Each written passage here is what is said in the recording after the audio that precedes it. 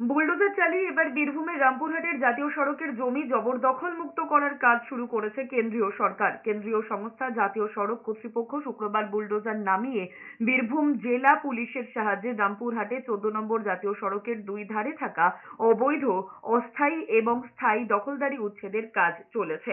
সড়ক কর্তৃপক্ষ জানিয়েছে, জাতীয় সড়কের দুধারে 100 ফুট চওড়া জায়গা দখল মুক্ত করা হবে। তাদের দাবি, আগেই অবৈধ দখলদারদের নোটিশ দেওয়া হয়েছিল, কিন্তু তারা নিজেরা তাদের অবৈধ নির্মাণ সরিয়ে নেয়নি। তাই শুক্রবার থেকে শুরু হয়েছে জবরদখল উচ্ছেদ অভিযান। অবৈধ দখলদার মুক্ত করার নোটিশ মহকুমা শাসক জারি করেছে বলে জানানো হয়েছে।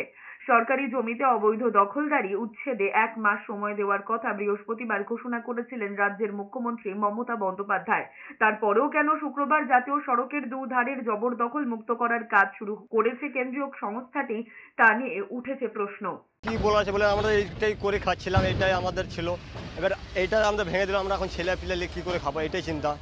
কোনো একটা কাজ ব্যবহার, কোনো একটা দেয় যদি কোনো ক্ষতিপূরণ, সেটাই চাইছি আমরা।